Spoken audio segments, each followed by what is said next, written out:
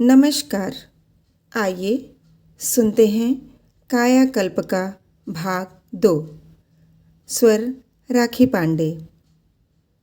बनारस में महात्मा कबीर के चौरे के निकट मुंशी वज्रधर सिंह का मकान है।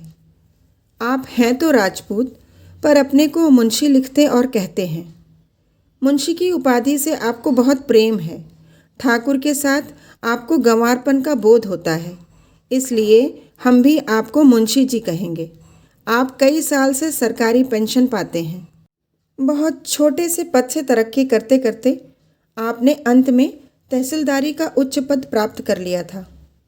यद्यपि आप उस महान पद पर 3 मास से अधिक न रहे और उतने दिन भी केवल एवज पर रहे, पर आप अपने को साबिक तहसीलदार लिखते थे और मोहल्ले वाले भी उन्हें खुश करने को तहसीलदार साहब ही कहते थे। यह नाम सुनकर आप खुशी से अकड़ जाते थे, पर पेंशन केवल 25 रुपये मिलती थी, इसलिए तहसीलदार साहब को बाजार हाट खुद ही करनी पड़ती थी। घर में 4 प्राणियों का खर्च था। एक लड़की थी, एक लड़का और स्त्री। लड़के का नाम चक्रधर था। वह इतना जहीन था कि अपने पिता की पेंशन के ज़माने में जब घर से किसी प्रकार की सहायता न मिल सकती थी, केवल अपनी बुद्धि बल से उसने एमए की उपाधि प्राप्त कर ली थी। मुंशी जी ने पहले ही से सिफारिश पहुंचानी शुरू की थी। दरबारदारी की कला में वह निपुण थे। हुक्काम को सलाम करने का उन्हें मरज था।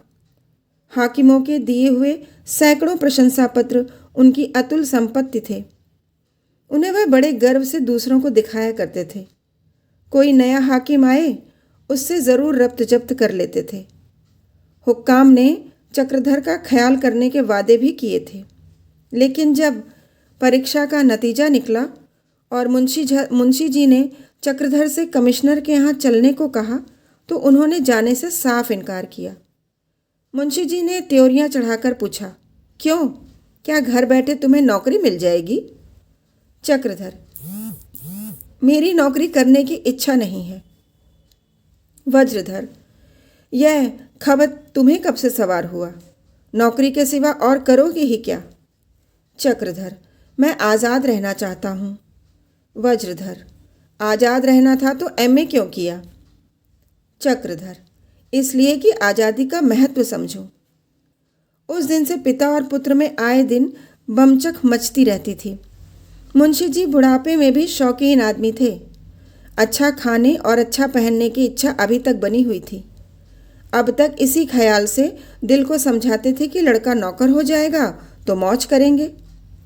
अब लड़के का रंग देखकर बार बार झुंझलाते और उसे कामचोर, घमंडी, मूर्ख कहकर अपना गुस्सा उतारते थे। अभी तुम्हें कुछ नहीं सूझती। जब मैं मर जाऊंगा तब सूझेगी, तब सिर पर हाथ रखकर रोओगे। लाख बार कह दिया, बेटा, यह ज़माना खुशामद और सलामी का है। तुम विद्या के सागर बने बैठे रहो, कोई सेंत भी न पूछेगा। तुम बैठे आज़ादी का मज़ा उठा रहे हो और तुम्हारे पीछे वाले बाजी मारे जाते हैं। वह ज़माना लद गया जब विद्वानों की कद्र थी। अब तो विद्वान टके सेर मिलते हैं, कोई बात नहीं पूछता। जैसे और चीज़ें बनाने के कारखाने खुल गए हैं, उसी तरह विद्वानों के कारखाने भी हैं और उनकी संख्या हर साल बढ़ती जाती है। चक्रधर पिता का अदब करते थे। उनको जवाब तो न देते, पर अपना जीवन सार्थक बनाने के लिए उन्होंने जो मार्ग तय कर लिया था, उससे वह न हटते थे। उन्हें यह हास्यास्पद मालूम होता था कि आदमी केवल पेट पालने के लिए आधी उम्र पढ़ने में लगा दे। अगर पेट पालना ही जीवन का आदर्श हो तो पढ़ने की ज़रूरत ही क्या है? मजदूर एक अक्षर भी नहीं जानता, फिर भी वह अपना और अपने बाल बच्चों का पेट बड़े मज़े से पाल लेता है। विद्या के साथ जीवन का आदर्श कुछ ऊंचा ना हुआ तो पढ़ना व्यर्थ है। विद्या को साधन बनाते उन्हें लज्जा आती थी। वह भूखों मर जाते, लेकिन नौकरी के लिए आवेदन पत्र लेकर कहीं न जाते। विद्याभ्यास के दिनों में भी वह सेवा कार्य में अग्रसर रहा करते थे, और अब तो इसके सिवा उन्हें और कुछ सूझता ही न था। दोनों की सेवा और सहायता में जो आनंद और आत्मगौरव था, वह दफ्तर में बैठकर कलम घिसने में कहाँ। इस प्रकार 2 साल गुजर गए। मुंशी वज्रधर ने समझा था जब यह भूत इसके सिर से उतर जाएगा, शादी ब्याह की फिक्र होगी, तो आप ही आप नौकरी की तलाश में दौड़ेगा। जवानी का नशा बहुत दिन तक नहीं ठहरता, लेकिन जब 2 साल गुजर जाने पर भी भूत के उतरने का कोई लक्षण न दिखाई दिया, तो एक दिन उन्होंने चक्रधर को खूब फटकारा। दुनिया का दस्तूर है कि पहले अपने घर में दिया जलाकर तब मस्जिद में जलाते हैं। तुम अपने घर को अंधेरा रखकर मस्जिद को रोशन करना चाहते हो? जो मनुष्य अपनों का पालन न कर सका, वह दूसरों के किस मुंह से मदद करेगा? मैं बुढ़ापे में खाने कपड़े को तरसूं और तुम दूसरों का कल्याण करते फिरो। मैंने तुम्हें पैदा किया, दूसरों ने नहीं। मैंने तुम्हें पाला पोसा, दूसरों ने नहीं। मैं गोद में लेकर हकीम वैद्यों के द्वार द्वार दौड़ता फिरा, दूसरे नहीं। तुम पर सबसे ज़्यादा हक मेरा है, दूसरों का नहीं। चक्रधर अब पिता की इच्छा से मुंह न मोड़ सके। उन्हें अपने कॉलेज ही में कोई जगह मिल सकती थी। वहाँ सभी उनका आदर करते थे, लेकिन यह उन्हें मंजूर न था। वह कोई ऐसा धंधा चाहते थे जिससे थोड़ी देर रोज़ काम करके अपने पिता की मदद कर सके। 1 घंटे से अधिक समय नहीं देना चाहते थे।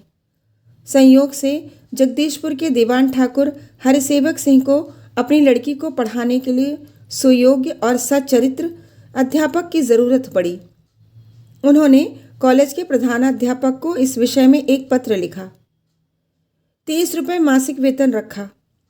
कॉलेज का कोई अध्यापक इतने वेतन पर राजी न हुआ। आखिर उन्होंने चक्रधर को उस काम पर लगा दिया।